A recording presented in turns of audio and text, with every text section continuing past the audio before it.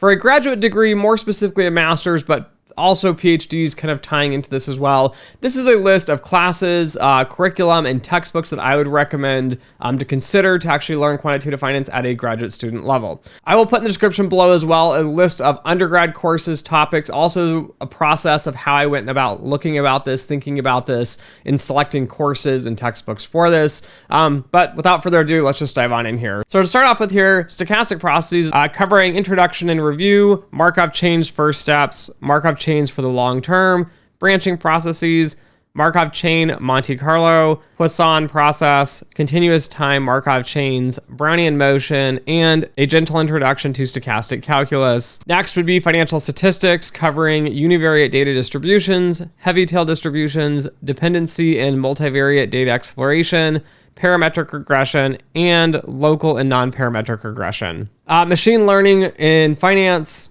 covering introduction, probabilistic modeling, Bayesian regression, and Poisson processes, forward feed neural nets, interpretability, introduction to reinforcement learning, and applications of reinforcement learning. And then time series for finance, covering financial time series and their characteristics, linear time series analysis and its applications, conditional heteroscedastic models, continuous time models and their applications, extreme values, quantiles, and value at risk, principal component analysis, and factor models. Most programs have a numerical methods course. I had a hard time selecting a textbook for this because there are specialists like Monte Carlo and Finance by Glasserman, that textbook, which is really just heavily focused on Monte Carlo methods.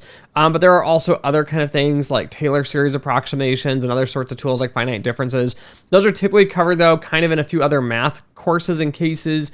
There are some good numerical methods books that are just solely math, but for a grad level, I would like to see them more applied to finance. There are a few finance specific ones, but I have not read them.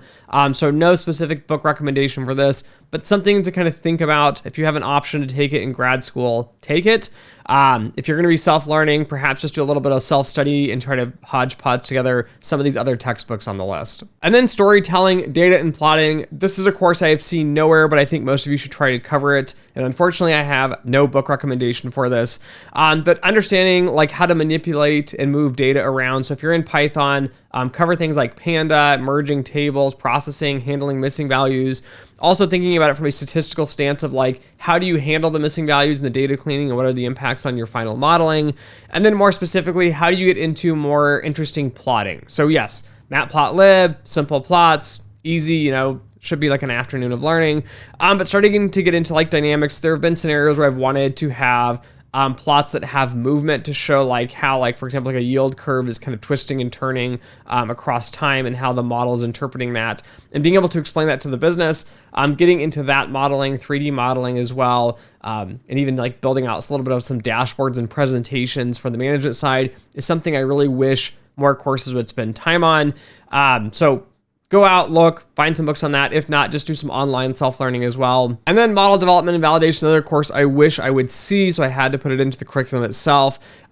We tend to have like very, very specific things. Like we learn OLS, we learn ARIMA, we learn, SVM, so support vector machines. Like we learn specific things, but we don't tend to do the full model development process of data cleaning, processing, struggling with real world problems, and then coming to that conclusion of like, when there's an issue, what do we actually do with this? I have never seen a textbook on this that covers the whole spectrum in a quant perspective.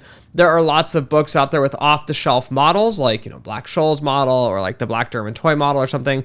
That's not model development. That's just parameter tuning within these sorts of frameworks.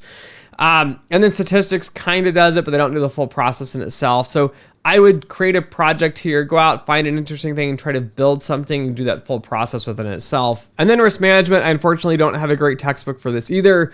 There are a few risk management textbooks out there. They are either pie in the sky, business books, they are pie in the sky, like modeling books. What I mean by that is they don't really get into the nitty gritty details, issues of like why you would fail a statistical or mathematical model, or even on the qualitative side, like why that impacts firms and decision making and decision sciences and how that all comes together.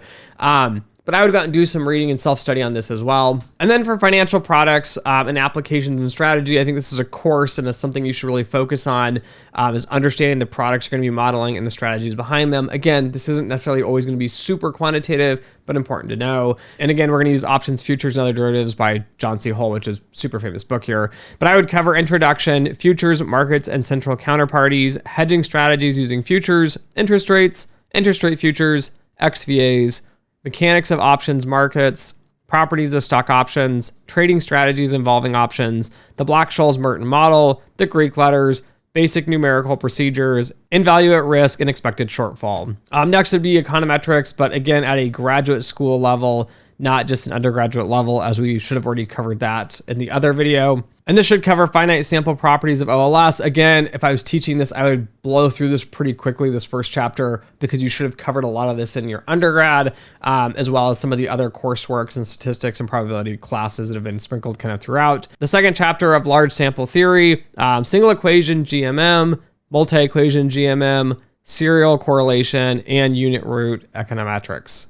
And then there should be a speaker series, which most programs do have these days, and they bring in practitioners and they talk about their careers and advice. I'm going to tell you to get the most out of that. Make sure you ask a lot of questions, really get into the nitty gritty, like what would this be like as an actual job? It's a great opportunity for you to learn and kind of pick which direction you want to go, as well as network. But also, I think there should be a reading book report, just like in, elementary school here, where you read something that's not a textbook. And so here are some examples, like My Life as a Quant and Models Behaving Badly by Emmanuel Derman, Fischer Black, Business Cycles and Equilibrium by Perry Merling, Milton Friedman's Capitalism and Freedom, and then Ed Thorpe's A Man for All Markets, and of course, The Man Who Solved the Market, How Jim Simmons Launched the Quant Revolution by Gregory Zuckerman. All interesting books, all give you a lighter, broader career perspective and how things kind of work from a very, very large, high level. So I think that's a critical part to be looking at. But I think doing that as a project, even if you do it on your own, you don't do it part of school, it's something that will keep you kind of fresh and network well and communicate well when you do job interviews, because you tend to have a much bigger picture on some of the issues and hurdles you'll see in a career, but also that we typically deal with on a daily kind of basis here. And then finally, some sort of capstone project should be a part of every master's project. Again, a PhD, this would be like your research PhD and be much, much more in-depth and rigorous and, on a PhD level here. But for a master's, I think there should be a capstone course where you go back through a lot of the topics, things you covered, you pick something very specific, and you don't just build a model. You think about this from the business problem and what needs to get solved, how to build a model for that, how to test and validate, make sure that model is functioning the way it should be, and then having some sort of fake kind of made use case on the end of how you would use that model to strategically do some sort of decision making for the business here. Again, I recommend you do teams of 3, so you have 3 individuals. You'll typically have a business finance person that's more on that side of the undergrad, a computer science programming person, and a math person in a group. And then you'd present throughout the semester on hurdles and updates with each of the different groups to kind of help you guys get along. I would encourage you to go back through a lot of the textbooks. There are many chapters I skipped, of course, through all this curriculum because you have limited time. There are many things you could cover in more depth and go into deeper through one of these capstone courses here. Again, a little bit different than the model development and validation process, because it's not just the model, you need to get into the analytics of how you would use one. So for example, a pricing model, how did you incorporate supply and demand to impact the pricing that you're doing? Right? That's probably not going to be in your model of picking some sort of theoretically sound price. But trying to get through this is also a great opportunity to go look out other interesting books here. So I have a ton of other books, which I did not cover in this video, books that are interesting to read, that are more like elective focus. And I will do a second video on electives as well. So don't forget to like, share, and subscribe, and check the description below for those electives, undergrads, and an explanation on how I kind of selected and constructed this list of courses and textbooks. So anyways, thanks for listening. Thanks for watching. And as always, until next time.